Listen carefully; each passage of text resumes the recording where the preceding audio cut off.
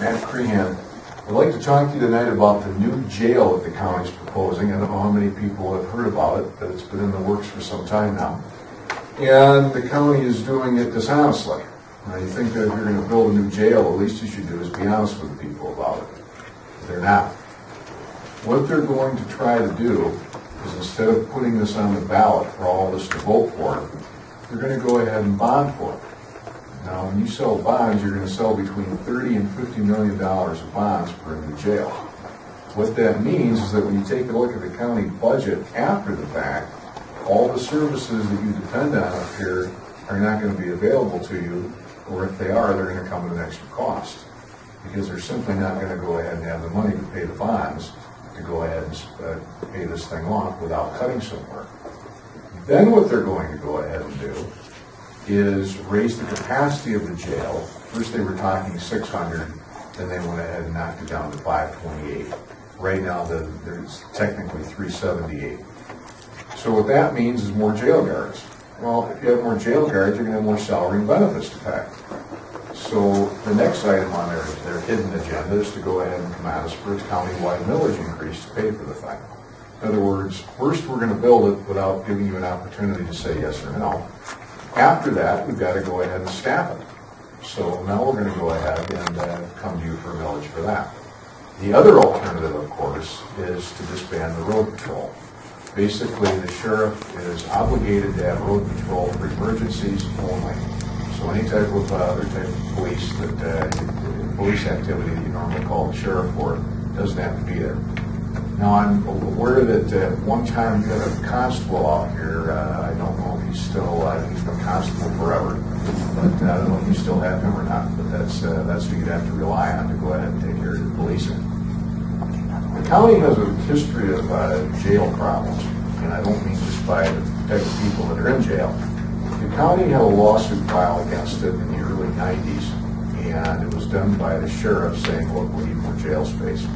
It was assigned to a Kent County Circuit Court judge, and that judge ruled that we have to have a capacity of 378 people. So what the county board did, and I'll give them credit for this, they wisely went ahead and converted the basement of the existing county building to jail space.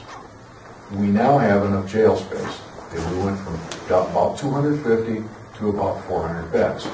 Now, if you take a look at the population of Muskegon County, it hasn't grown all that much in the last 10 to 20 years. It's grown very, very, very little. It's probably not going to grow that much more in the next 10 to 20 years.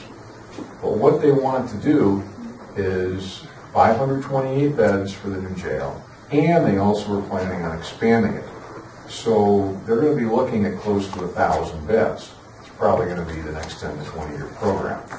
Now, I don't know about you, but I don't notice that much more crime, violent crime in Muskegon County. And as Mr. Pastrada said, we all want violent criminals in prison or in jail. We don't want them running the streets. But when you take a look at on the sheriff's website to see who's actually in jail, you find people in there for not paying child support. You find people in there for having an open receptacle in their motor vehicle. You find people in there for failing to register as a sex offender. You find people in there for not having a driver's license. These are things that, well, technically they're against the law. I'm not necessarily sure they rise to the level of where it's necessary to have the people thrown in jail. So I ask you to take a look at two websites.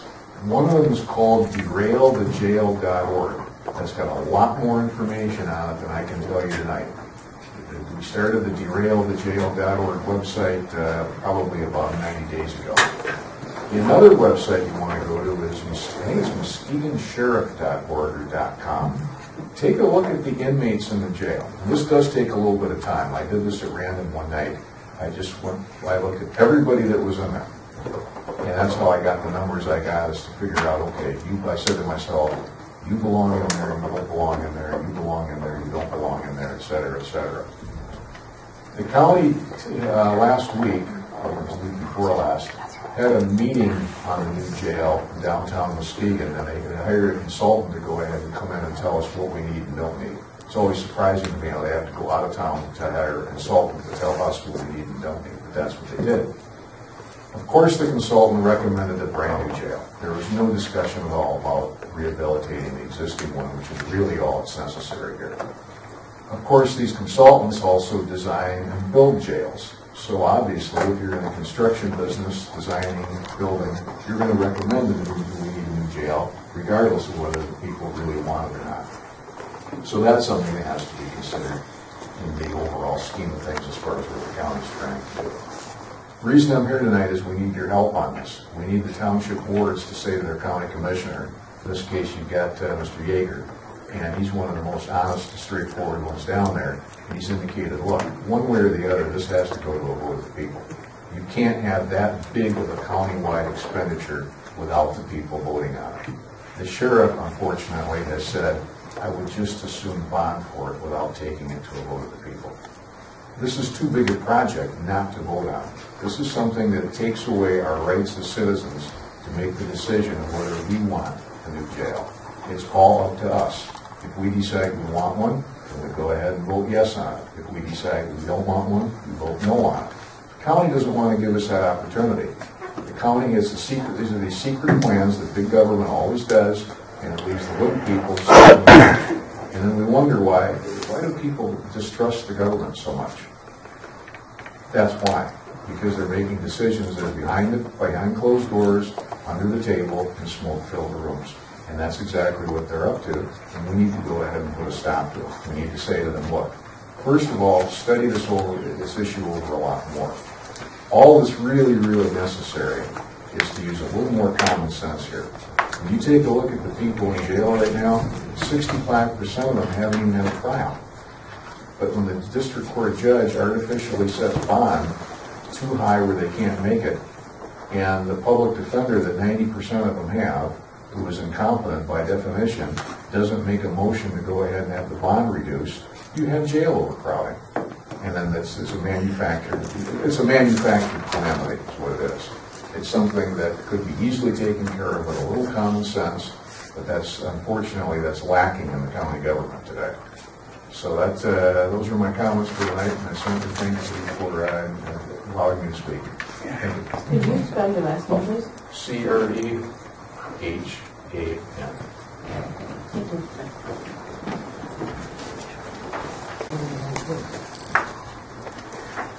My name is Toby Fraser. It's F-R-A-S-E-R. I live down in Muskegon. I just wanted to really briefly reiterate what Matt Crean said before. The reason that we're here about the jail is that it's a countywide issue, and we really need help getting these county commissioners to put it on the ballot and to not just do it behind closed doors like they have been. I think if we are successful in that, we'd also like help in not having a larger jail built. Diversion programs get talked about a lot right now. Sobriety court, drug court, things like that get talked about. But if we have a bigger jail, it's all just going to be talk, because as the judges have said, even now during the jail committee meetings, that no matter how big it gets built, it's going to get filled up. So as much as we like to see these diversion programs happen, if a bigger jail is built, they're not going to be around because they're going to need to keep those beds filled no matter what. The commissioners even now are saying it's a pauper's jail. The only people that are in there are the ones that can't afford to pay bail.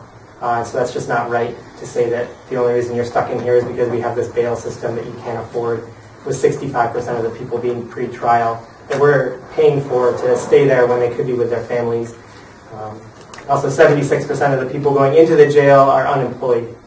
So I think that really speaks to the reasons that some of these people are committing crimes, and talking about putting into place programs before they go into jail rather than putting in place programs in the jail can really save us a lot of money, as well as, open up our hearts a little bit to people that are suffering. So I'd again like to say we really need everyone's help in getting this on the ballot, because the county commission doesn't want it on the ballot. They want to keep it away from people making their decision. They want to do it because they want to. So we really need some help with that. Thank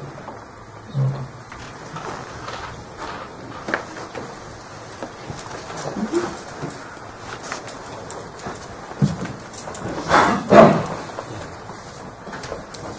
Thank you, everyone. And I don't want to waste your time talking about something somebody else has already said. My name's Dan Mills. Thank you. 1817 Mills Avenue, 49445. But my friends are talking about the county plans to build a little big jail.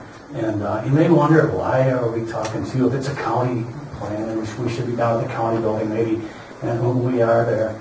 But the thing is really that in a democracy, the people have the power and the authority to conduct business in a democracy. Along with that, of course, comes responsibility. And our civic responsibility really goes beyond just showing up on election day and throwing a lever.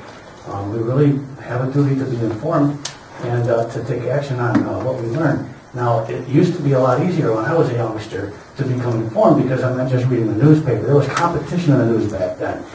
People were trying to scoop one another, get the early news out, and that just doesn't happen these days. I don't know if you know it, but our Live is owned by my two brothers own Advanced Publications. A couple of brothers live out on the West Coast or East Coast. They're the only board members of Advanced Publications. They own all the newspapers, everywhere, pretty much. This is a newspaper on Muskegon, Grand Rapids, it's not a local paper, and there's no competition in the news anymore. And so it's a corporate thing.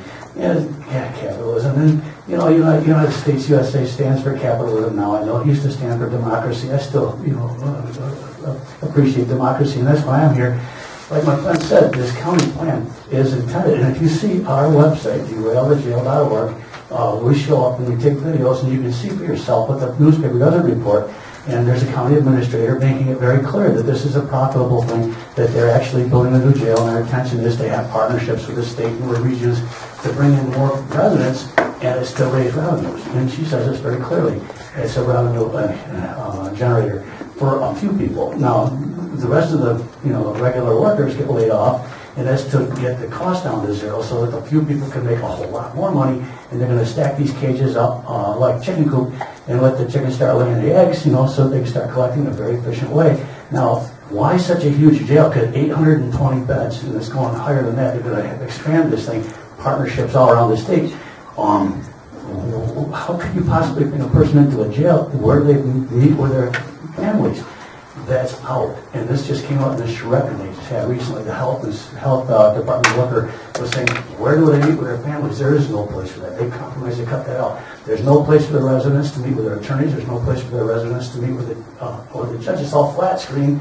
And so it's to get the cost down to zero. All of this is unknown to most people around here, and that's all by design. And so anyway, like I said, it's our civic duty to become informed. Please see derailthejail.org. Watch the videos. You can see the administrator. You can see the chairman of the jail committee saying the jail right now, the one that exists right now, is horrible. Her words. She wouldn't take a Pomeranian in there. She says it violates codes and it violates human rights. And that's her justification for wanting a new, bigger one. It's mismanaged now, and we know that the new one will be mismanaged exactly the same way, no matter what they say. And I want to thank you again for letting us talk. Thank you.